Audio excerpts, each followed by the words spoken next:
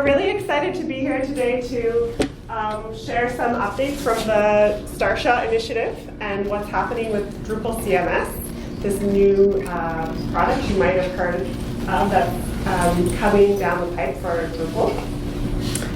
And so my name, for those of you who haven't met us, my name is Suzanne Dergacheva. I'm one of the co-founders of Evolving Web, and I'm the marketing lead of the Starshot initiative. And I'm Tim Plunkett, and I'm an engineering manager at Acquia, and I'm the tech lead of Starshot.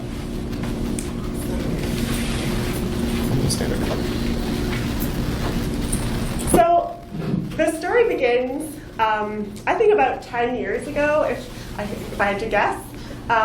In the Drupal community, at every Dries note, there was this focus on talking about user experience and this growing understanding that we have to make Drupal easier to use for folks. So we've been talking about this for a long time. There's been many efforts to improve the admin UI of Drupal. I think a lot of us are using the Claro theme that's been added to Drupal core. There's the admin UI initiative that's been ongoing for many years. But there's still this gap. So we still see it all the time when I run Drupal trainings and I see people struggling with, how do I just set up a Drupal site? How do I get started? How do I, what do I do when I install Drupal out of the box? What are the next steps? So there's this kind of gap in good UX. And there's a understanding as well that when we ask people, what is your experience with Drupal? For beginners, they find it hard. But as you become an expert, you think, oh, this is a great tool. It's something built for developers. And how many of you here are developers in the room? And you feel like Drupal's built for people like me, by people like me. For the recording, that was like 98%. Yeah. So, I think a lot of the reason that there are so many developers who come out to Drupal events is because that's kind of the core audience. Whereas other platforms, maybe it's easier to get started, but then as you want more flexibility, you run into roadblocks. So that's kind of maybe the status quo. And this fun diagram I put together to try and illustrate where Drupal CMS comes into play is that to get to that finished site, you start with Drupal core, and you have to make all these decisions about modules to select. You have to install those modules and configure them, and you have to make a lot of choices. When I think of Drupal, I think of a sea of checkboxes. I've had nightmares, as many of you might have had as well, of the permissions page in Drupal. Did I check that checkbox or uncheck that checkbox? That could potentially, threaten the security of the site or make life super difficult for somebody. Whereas Drupal CMS, the idea is that it will come with what I'm calling smart defaults, which are kind of opinions about how probably most sites want to configure permissions or want to configure a particular SEO module. And so you get those defaults out of the box. You don't have to make as many choices. So it's going to come with some more opinions, and you get to skip a lot of steps. It doesn't take away your choices, it doesn't make it less flexible, and it also doesn't start in a totally different place, because in both cases, with Drupal core or with Drupal CMS, you're building on top of Drupal core. So you're benefiting from that same core value that we all know and love. And then the finished site could be the same. You could build something with either product, that's the idea, but you have a different journey to get there. You're starting in a slightly different place.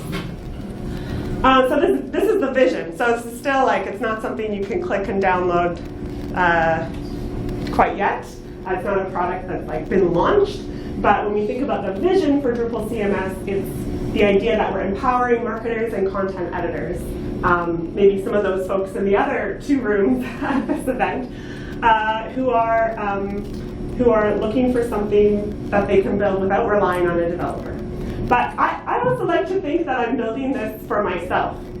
You're all here at EvolveDrupal. You might have seen the website, EvolveDrupal.com. This is a website built on Webflow, which is because we didn't put a whole team on building this website. We just wanted one person to be able to go ahead and, in the course of a few weeks, just be able to put the site together. When we started this event, the first one, we had a very short runway.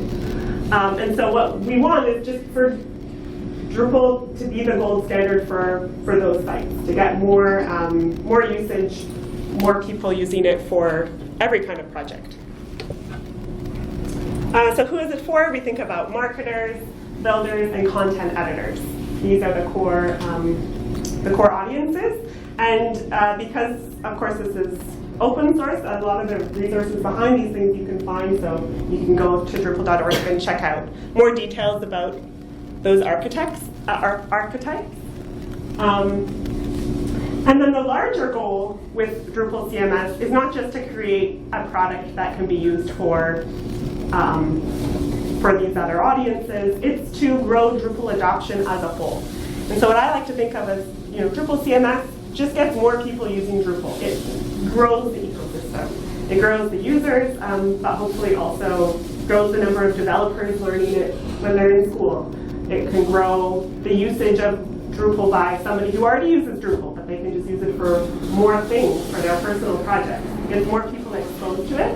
And so the goal isn't just this product, but the larger Drupal adoption. So we're gonna chat, Tim and I, a bit more about the details of the product and what's gone into it so far, the state of it. But I just wanted to give you kind of visually, I'm a visual learner, a run through some of the tracks that are part of this, because it's a core product, but then there's a lot of individual contributors who have come in and taken ownership of a track. So this is the idea to accelerate the innovation and help things go faster. So these are some of the tracks that are in progress already, and I encourage you to watch the Dries Note on Tuesday. It's going to be really exciting. You're going to see some progress on some of these ones that have already been worked on. So there's an events feature, SEO, some AI fun stuff. And then there's also some that are in sort of the ideation phase. I know my team's working on the analytics track, so they're still figuring out, what do we want Drupal CMS to provide out of the box of analytics?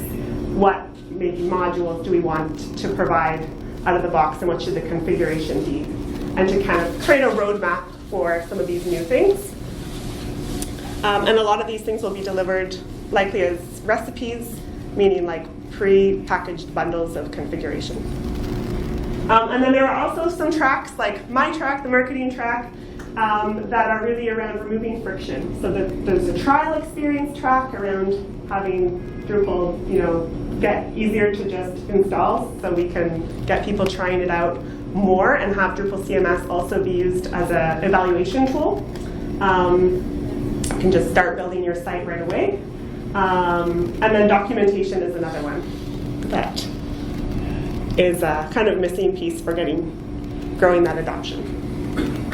Another exciting thing coming down the pipeline is the Experience Builder, which is going to be the kind of de facto way that we build pages and build content in Drupal.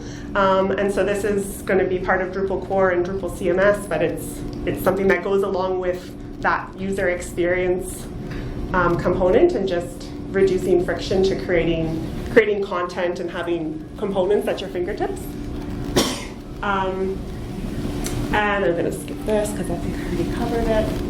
And then lastly, before we get into our conversation, I also want to leave you just with this idea that Drupal CMS, you're going to hear about it and you might think, yeah, it's for the marketers, it's for the content editors. But I think as agencies, as developers, as people already using Drupal, we have a lot to gain from this project. There's a lot of feature development that is going to be just part of that ecosystem, part of the set of tools that we have available to us. If we don't use Drupal CMS, we'll still be using, I think, a lot of recipes that are created by Drupal CMS. It's going to accelerate, it already has accelerated innovation in Drupal. And then by growing the ecosystem, we have more opportunities to do Drupal. there's better support for Drupal, makes it easier to sell Drupal. It just is going to reinvigorate the whole ecosystem. And then out of this, I hope you get excited. So there's some ways to contribute. There's a Starshot Slack channel in the Drupal Slack, and there's also a page on Drupal.org which has, updates like this that are happening. And so with that, I'm going to open it up to some questions. I have some questions first for Tim, so hopefully this will help you think of questions, and I'll leave time for that as well. My first question for Tim is what are you most excited about for Drupal CMS? I think the most exciting thing for me is that since Drupal 7 was the features module, and it intended to do something like recipes, where you could bundle up opinionated config, but we didn't use it that way. We used it as config management, and it was awful. Anyone who used features, it was terrible, and it ruined my day constantly. So I'm really excited to have that, that avenue actually work. And it allows, my favorite part is all the different agencies sharing their best practices. Previous Next builds their sites one way, Lullaby builds their sites another way. And there's a lot of expertise tied up in that. And for them to be able to package it up and share it is really powerful. Beyond the opinions of core and Drupal CMS, I'm really looking forward to sort of the democratization of, agency best practices. I think one of the things that I've struggled to understand is the relationship that Drupal CMS and Drupal core are going to have. So when I was describing how Drupal CMS is going to help you figure out what modules to install, can you help us understand what is the status of those modules? If Drupal CMS helps me install an SEO module, is that going to be part of core, or is it part of contrib, or? Right, and there's been long in the community ideas of different approaches to get contrib to be more part of core. I was part of the team that put the views module into core many years ago now, and there have been different modules that have been moved into core, but the shift has been the other direction. We're removing modules from core, tool module and statistics module. They're the forum module, the book module. There are things that are really good for some sites, but they're not the 80% use case. So we're moving as many modules out of core as possible, treating core as more of a framework. And Drupal core is just a dependency of Drupal CMS, similar to any other ones like Webform or Path Auto. So it completely decouples it from the core release cycle, which is a really good thing for me because I remember when Drupal 7 came out, it was a big deal. Everyone waited up to see when it was going to be tagged, and there was all these new features you could use. The same thing happened in Drupal 8. Drupal 9 was the most boring release ever, followed by Drupal 10 and now Drupal 11. Everything in it is just less deprecated code. There's no marketing to it. It's really boring. And it's been kind of sad to not have something to point to and say, this is where things are happening, this is what you can get excited about, here's where the innovation is happening. And Drupal CMS will let us do that again. Right now it happens to be built on 10.3. There's 1 or 2 contrib modules that are not compatible yet with Drupal 11, and when they will, we'll move to Drupal 11. But anyone that uses Starshot won't necessarily know that or need to know that. It's just we're managing those dependencies for you. The same thing will happen with contrib module updates. Who cares if you're on Path Auto 3 or 4 or whatever? As long as the functionality works and your site continues to work and all the features there that you want them to have there and they're configured in a smart and opinionated way, what's the difference? So it's going to reduce a lot of burden of figuring out which module with this is compatible with this.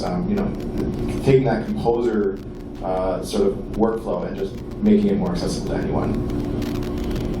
Yeah, that's great. Yeah, I'm excited from a marketing perspective for not having a Drupal 7, 8, 9, 10, 11 page on Drupal.org, which is saying, here's why you should use Drupal, period.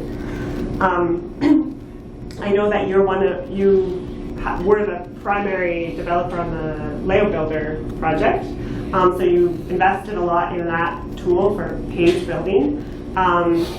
Why do we need to turn around and create Experience Builder? What is the motivation and how is it going to be different? Right, so Layout Builder began a long time ago. It took multiple years to get it even into beta, and it took even more years to get into core. And immediately after it landed in core, development stopped because my team moved immediately onto getting Drupal. I don't remember if it was 9 or 10 at this point. It was that long. I guess it was Drupal 9 because Layout Builder landed at 8.4. So our team switched over to working on Drupal 9, and then we never went back. We weren't, I work at a team that's fully funded to work on open source, and that's really special. But we don't always necessarily get to pick what we work on within Drupal. So there just wasn't the demand for it, and it, languished. Layout Builder, there's a huge ecosystem, and I don't want to take anything away from all the amazing modules that exist that make and enhance Layout Builder, but the core module itself was the smallest MVP that we could get into core. We cut so many features to get it through the core process and then it just sat there for 6 years? It's been, I hate doing math. It's really depressing. So Layout Builder has been sitting there doing its job pretty well, and there are at least, you need about 40 contrib modules to make it excellent. And in the meantime, things like Squarespace and Wix have cropped up and really pushed the boundaries of what is possible. And then Gutenberg came along and did the same thing. Now, it's not everyone's favorite thing in the WordPress community, but it's there. And it makes Layout Builder look not as great. And even I was in here earlier with the BenQ, and there's a reskin of Layout Builder. That's not what it looks like for everyone. They were evolving Web's hook. Layout Builder and improved it enough for that client. And everyone has to do that right now. So, the recent thing, in order to compete better in the ecosystem, we thought more critically about will Layout Builder will we be able to modernize it fast enough to make it good enough for everyone? The main thing is that it uses Drupal's AJAX system, and it's every single click requires a round trip to the server. And so if you don't have a good internet connection or your server's overwhelmed or whatever, it can be very slow and very painful, and you get distracted. You click on something and you have to wait. That's awful. So Experience Builder is being written in React, and Will is very snappy. It's kind of actually a joy to use, even though it's a very early preview state. The drag and drop makes sense, and everything opens immediately. It also expands upon the single directory components module that was added to core that did not exist when Layout Builder was written. So instead of having to write block plugins like in PHP, you can write single directory components and use those fluidly, which helps the front-end developers a lot. So there's a lot of reasons. There's going to be a lot more talk about Experience Builder at DrupalCon, and those sessions will then be available. It's the most exciting part for me, for sure, but it's also the one that's going to take the most work. Yeah, I think there's 13 developers. Our team alone has, it's everyone but 3 people. Our entire team is working on that. There's at least 14 Aquians working on it right now, every day. Plus, at least maybe a dozen other contributors from the community who are pitching in, working on their, either their 10% time or their weekends or whatever. But yeah, we have a massive team working on it. I remember when Layout Builder first came out and we were trying to decide what projects to use it on, and I did a very small usability testing with kind of a competitive testing with some of these other tools that had come out, like Squarespace and Gutenberg, and the speed was one of the main things. Layout Builder obviously was very flexible and more powerful than some of these tools, but just the number of clicks it took to set up a page was a big user experience factor, which is hard to design for, because you look at some wireframes and you're not immediately thinking of how long every click is going to take. So I've seen some demos of Experience Builder, and I've been watching them on accelerated speed, but then I put it back to normal speed and it's still really fast. So I think it'll be exciting for everyone to see that. There is already a demo actually that you can. It'll be part of the Drees note at Barcelona on Tuesday, so look for that. It'll be live streamed and then it'll be recorded and shown later. Great. I have some more questions, but I know people had their questions germinating, so I want to let others speak. So fire with you. So really looking forward to an easy upgrade from Layout Builder to Experience Builder, and none of our sites will break. So the question, if you can call it that, was pre-planned praise for the exceedingly simple upgrade path from Layout Builder to Experience Builder that will break no sites. That is on the roadmap. If there's anyone that could do it, it's that team. A lot of the people, like Ted Bowman, who's the colleague of mine, who's the other sort of back-end developer on Layout Builder, is a key member of that team and knows the data model inside and out, and they have plans. Honestly, the thing that we're literally doing yesterday was making sure that all blocks, while they wanted to be focused on single directory components, which are a much better way of doing things, blocks are still what everyone built with. So those are now going to be compatible with Experience Builder. The other thing that was really amazing is that, you know, all this stuff is written in React, and the expectation is that it'll be in JSX or, you know, all the templates. Members of the team were able to write a compatibility layer, like an adapter layer, that will take all existing field widgets and make them, you know, translate them into JSX at runtime. So all your existing field widget codes will continue to work in Experience Builder. So from the developer side, that's being handled, and from the data, you know, integrity side, it's being handled.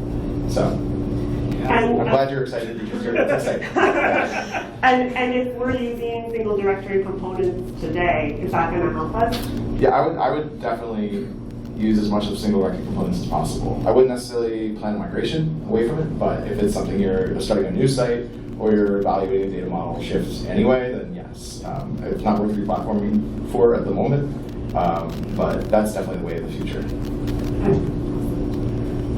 Eric had a question. Yeah, is there going to be a recommendation to upgrade or transfer from Drupal core to Drupal CMS for existing sites? Right, so the question was, is there going to be a recommendation to upgrade or move over from Drupal core to Drupal CMS? And that's a really interesting question. The answer is yes, but with a big asterisk. So the main focus of Drupal CMS is to get people started. And honestly, most of the work that's been done and committed already is around the installer. The installer experience is wildly different than it used to be. And it exposes recipes at the very beginning and asks you questions about what you're looking for, what you're trying to build. And so all of those benefits are completely moot and obsolete for an existing site. Better not be running the installer on your existing site. You're having a bad day. So in that sense, no, there's no reason to move. There's nothing to move to. Now, there's still, as it was alluded to earlier, the recipes that ship with Drupal CMS are usable by any Drupal site. So if you, for example, are building a site in the US and then you eventually want to expand to the EU markets and you don't know anything about GDPR and all the different privacy policies and settings that you need, just use the Drupal CMS privacy recipe and they'll have done all the work. We have, I think it's actually a legal person, someone from from the EU who's consulting on the privacy recipe. They actually are a lawyer instead of saying I am not a lawyer. And so that would be a great example of something where you would use that on an existing site, absolutely, to get the best practices, know exactly which modules should be configured which way. So that's a really good example of when you can use it for existing sites. But there's no need, if you love the site you have, then you're done. Like this is a site building tool, it's a marketer tool, it's a way to get set up and running. If you're done, if you already did that, then don't ever think about it again. Right, we have all the things. We have Drupal 11, PHP 8.7, or whatever the heck it's up to. 8.3, right? Yeah, I was going to say 8.7 is not out yet. And all of that, and then you'd have to have buy-in to move away from Layout Builder. Yeah, the Layout Builder shift to Experience Builder shift is going to be a big thing for a lot of people. Now, there's two caveats there. Drupal Starshot, I'm going to say Starshot forever, I'm sorry, but it's now Drupal CMS, is going to launch well before Experience Builder is out. We already know that. That's not a secret, it's not a spoiler, it's just a documented fact. So, Layout Builder is going to continue to work even after Experience Builder comes out. There's no need, the ecosystem of Layout Builder is not going to go away. There's so many sites using it, and there's nothing wrong with it. So it's going to continue on indefinitely, I would expect. I would definitely, once Experience Builder's out, plan all my new sites to use it, but really, unless you're trying to address existing concerns with your client or the customer or whoever, there might be a way to solve some of their pain points, problems, and everything, but I wouldn't do it just for fun. Great, thank you. All the way in the back.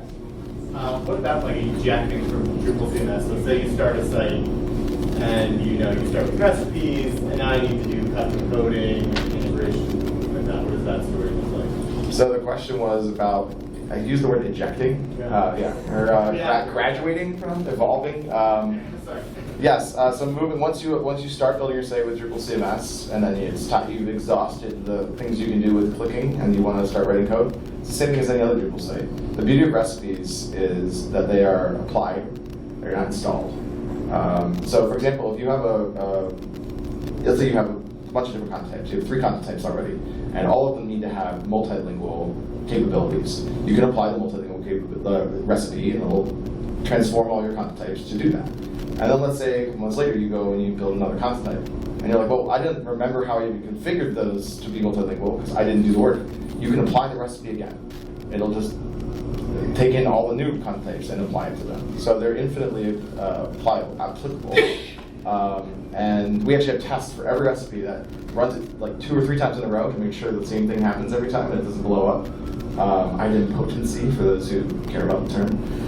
And that's a big part of it. So at any point you can stop. Honestly, you can download Drupal CMS, go through the installer, and click skip when it comes to the recipes, and then you're just in Drupal. Like, all you did was get to look at the new installer, and then you're just in Drupal core. So there's no requirement to follow anything they do. So I hope that answers your question. Sort of. Do you want to follow up? Well, I'm saying, like, once I got to a point where the Drupal CMS clicking way didn't work anymore, do I eventually go to the composer route, like you do today, or is it? Or you file a feature request, get someone to write a new recipe, wait for them to do it, and then apply it. Yeah, I mean, it's the same with anything else. Like, if the functionality you want isn't there, it's Drupal. You either pay someone to do it yourself, or you wait. Yeah, Peter. I guess, actually a related question in a way to Sean's. How is dependency updates going to be managed? You know, especially security releases, especially if you pull Ted off the auto update project.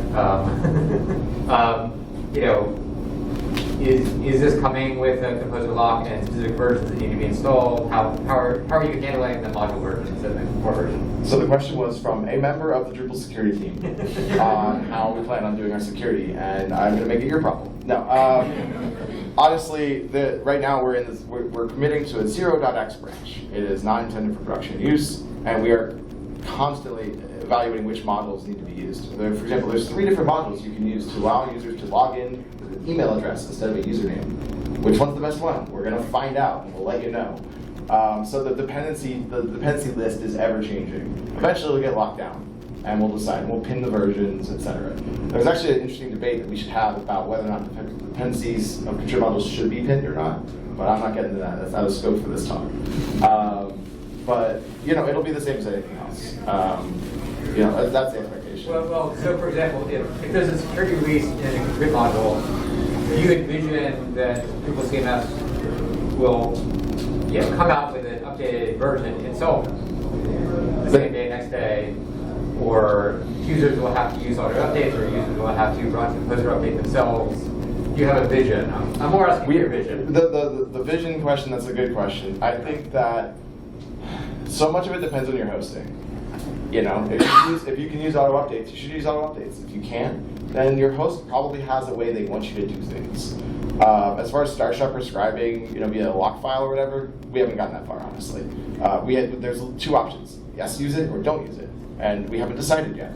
There's a third version, like Drupal core recommended, where it says, I think, the minimum version. Yeah, I mean, you can use all the different constraints, the carets and the tildes and the whatevers, but you know, that's an implementation detail at some point. And there's going to be discussions about that. Like, you know, there are other members of the security team that are weighing in on this as well. So we're going to do what's best because we have all the best experts being consulted. And honestly, I want to go back to that for a second because no one's asked this question yet. But who's doing all this work? Because, you know, for example, my team has worked on the installer, and it looks great. I can't wait for you all to see it in the Drees node. But there are 21 tracks, I think, now we're up to, announced public tracks. They didn't fit on one slide when I decided I needed 3 slides. Yeah, and so almost every single one has a track lead or track owner. And so far, I think each one is owned by a person who works at a different company, which makes my life very fun because I have 19 meetings a week, basically, to keep track of all the work that's being done by everybody. And the main thing I want to highlight here is that some of the tracks are owned by, you know, engineers, like technical people who have strong opinions and visions for their track. Other ones are owned by people who work, you know, at an agency, but they're not the technical person. They have a team of people that they're delegating it to. And others are just really passionate about that niche and have a good sense and have a vision for it, but don't have the implementation details locked down. and they're consulting it at the community and looking for input and whatnot. So even if you decide you want to get involved with Starshot and you see that, oh, well, this company's working on that, so I can't help out, that is not the case. They will take your free time. And I would love to see it, because what we really need to do is have we need to bubble up the best opinions and the best takes. So like, actually, there's this fourth module you can use to log in as an email address, and that's the best one. And we'd be very happy to hear that. So just because you see someone working on something doesn't mean it's done or it doesn't need your help. Yeah. Yes. Yeah, I've got a question about, like, you said still, like, it was for to attract new users to content design. It's an easy way to install Drupal to have a lot of functionality. But what about the thing about, like, when they actually want to really look and they want to look, how can we interact with that feelings? Yeah. How do we install, like, that's something that... That's a great question. So the question is about making our target audiences are marketer, content editor, builder, but then what about the designer? And when we had these conversations about who those target audiences was, we started with those that aren't served by Drupal now, but like designers clearly on the roadmap, more for the 3-year vision, because it's going to take longer to be able to do more for designers. So if you look at I didn't show it as a video, I just took a screen capture, but if you look at just the screen capture of the experience builder, are there any designers in the room? Okay, is there software that this reminds you of? Has anyone been forced to look at Figma before? Yeah. So I was confused the first time I saw it. I was like, why are you showing this in the Figma? But then I realized it's not Figma. This is the Experience Builder. So this... this is not a comp. That black bar is part of Experience Builder. That's what it's going to... Well, that's what it looks like right now. It doesn't have as much ridiculous amount of pinch and zooming and scrolling as Figma, but it shares a lot of those similarities there. It should feel familiar. They just, for example, added the ability to have layers, not just sections like Layout Builder does, but layers like Photoshop and Figma do. And that's going to feel very familiar for front-end developers and viewers and designers. And so, yeah, the easy answer to your question is just Experience Builder will save us all. They're doing all of it, yeah. And not to get too far ahead, but like on their roadmap is to replace the Views UI, and make that more accessible and not accessible, but a more pleasant user experience.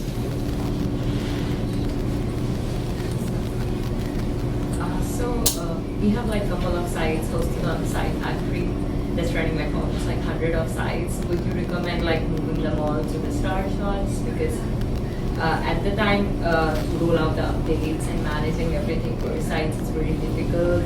Building each component, importing, exporting everything around the Site Factory. So is it more based on the same concept like Site Factory and... So the question was about Acquia Site Factory and using that to manage hundreds of sites. And while my name badge says Acquia and I've worked here for 10 years, you know more about Site Factory than I do. Actually, I think Peter probably knows more. You haven't worked there in how many years? Only 8. Yeah, I don't really have the answer to that question. Someone, an Acquia like account manager Tam could probably help with that. I would expect that this will work in tandem with Site Factory. It wouldn't be a replacement for that. This is not going to automatically solve a problem of managing hundreds of sites at once. That's what I want to say about that. But to step back for a second, like if you're looking at, because we're talking about Drupal CMS, and some institutions I've talked to have said, well, we already have something we call Drupal CMS. It's our CMS. It's our flavor of Drupal.